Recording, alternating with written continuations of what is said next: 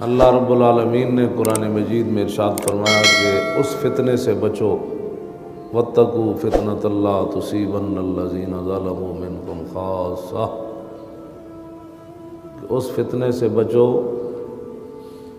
جب وہ فتنہ آ جائے گا نا تو صرف ظالم ہی نہیں رگڑے جائیں گے بلکہ سارے ہی رگڑے جائیں گے۔ ظلم جو ہے وہ ظلم ہی ہے، لیکن نظر دوسروں کا آتا ہے، اپنا آتا نہیں ہے۔ 70 سال ہو گئے پاکستان میں ظلم ہی ہو رہا ہے، ظلم کے علاوہ اور کچھ بھی نہیں ہو رہا۔ اس واسطے یہ کوئی پریشانی والی تعجب والی باتیں نہیں ہیں بھئی آج اتنے بندے مر گئے، آج اتنے بندے مر گئے، آج اتنے بندے مر گئے، ہے پریشانی والی بات، لیکن پاکستانیوں کو پتہ ہونا چاہیے کہ تم نے جب حضور کے دین کے ساتھ وفا نہیں کی اور حضور کی عزت اور ناموس پر بھی تم نے اگر مگر کیا، جو ملک اللہ نے تمہیں عطا فرمایا تھا، تم نے وعدے کیے تھے، اس ملک کے اندر تم نے جب اسلام کو دیس نکالا دے دیا، اور اسلام کی بات کی جائے تو لوگوں کو 11,000 وولٹ کا کرنٹ پڑتا ہے،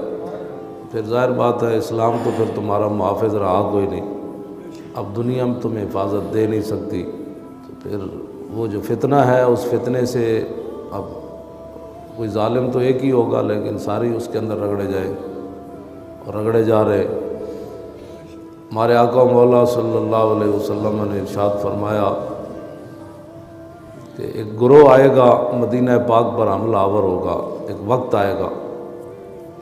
فوجیں لے کر آئیں گے لوگ، ایک مقام پر آئیں گے تو وہ سارے کے سارے زمین میں دھنس جائیں گے، سارے زمین میں چلے جائیں گے۔ صحابہ نے عرض کی کہ حضور ان میں سے کچھ بے گناہ بھی تو ہوں گے نا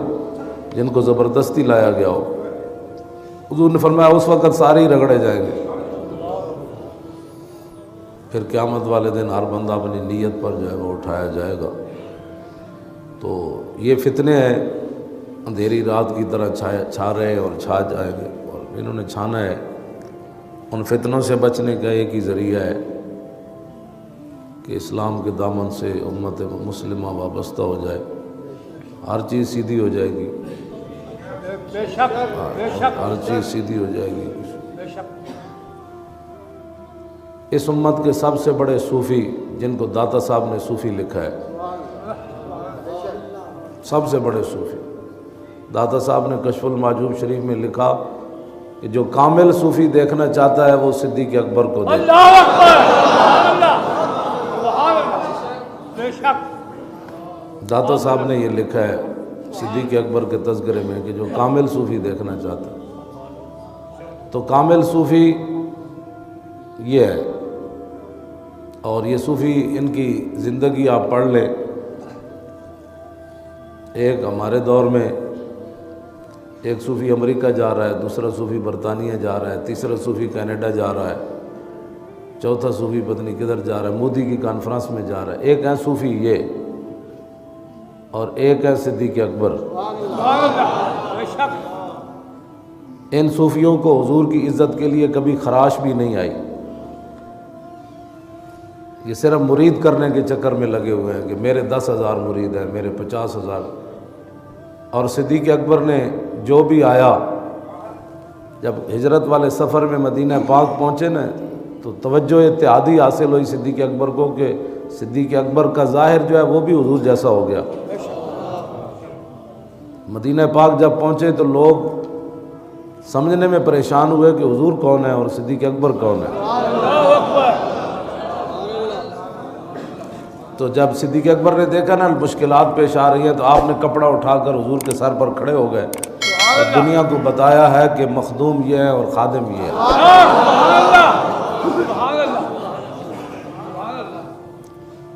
تو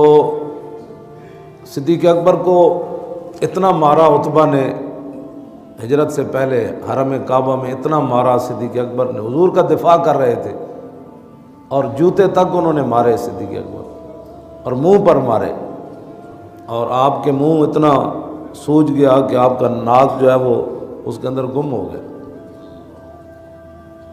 حضور کے نام پر افضل الخلق بعد الرسل عمر، اور پوری امت کا ایمان ایک پلڑے میں ہو تو صدیق کا ایمان پھر بھی بھاری ہے۔ ہاں جی، یہ ساری باتیں ہونے کے باوجود حضور کے خاطر منہ پر جوتے کھائے، اور بے ہوش ہو گئے، مرنے کے قریب پہنچ گئے، اور کسی کو یقین نہیں تھا کہ صدیق بچ جائیں گے۔ آپ کا قبیلہ اٹھا کر گھر لایا، قبیلے والے جا کے اعلان کر رہے ہیں حرم میں، جے صدیق اکبر دنیا تو چلے گئے، بحیثیت مسلمان نہیں، برادری ازم کے نام پر، تو ہم نے بدلہ لینا ہے۔ شام کے قریب عصر کے بعد صدیق اکبر کو ہوش آئی، قبیلہ پورا بیٹھا ہوا ہے مسلح ہو کر،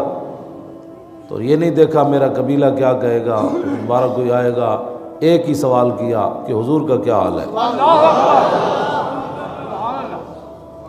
فَمَسُّوهُ بِأَلْسِنَتِهِمْ، انہاں اپنی زباناں جڑیاں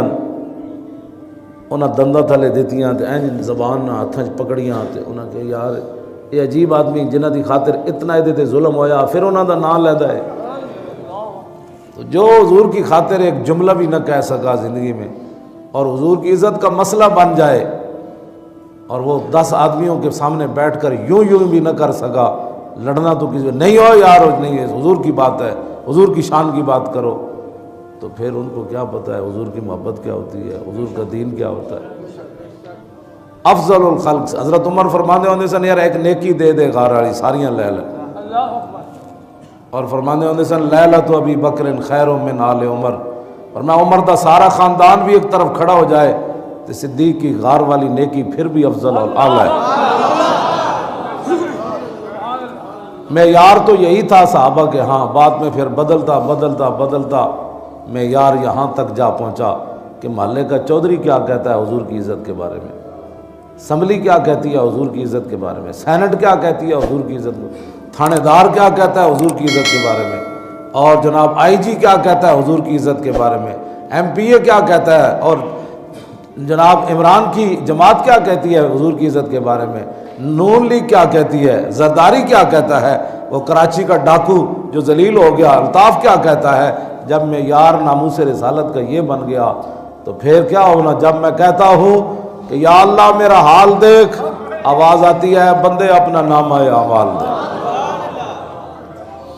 جب حضور کی عزت اور ناموس کے مسئلے میں امت ہزاروں گروہ میں بٹ جائے تو پھر ایسے ہی ہونا ہے جیسے ہو رہا ہے، اس میں کوئی تعجب والی بات نہیں۔ اس کا ایک ہی طریقہ ہے بچنے کا کہ پھر کے گلی گلی تباہ، ٹھوکریں سب کی کھائے کیوں، عقل جو دل کو دے خدا پھر تیری گلی سے جائے گا۔ ہاں اس لیے کہ وَلَن تَرْضَىٰ عَنْكَ الْيَهُودُ وَلَا النَّصَارَىٰ حَتَّىٰ تَتَّبِعَ مِلَّتَهُمْ، یہ قرآن کی نص ہے، یہودی اور نصرانی کبھی بھی راضی نہیں ہوں گے۔ کیوں جی مولانا؟ یہ تعبید کے لیے یا تاکید کے لیے؟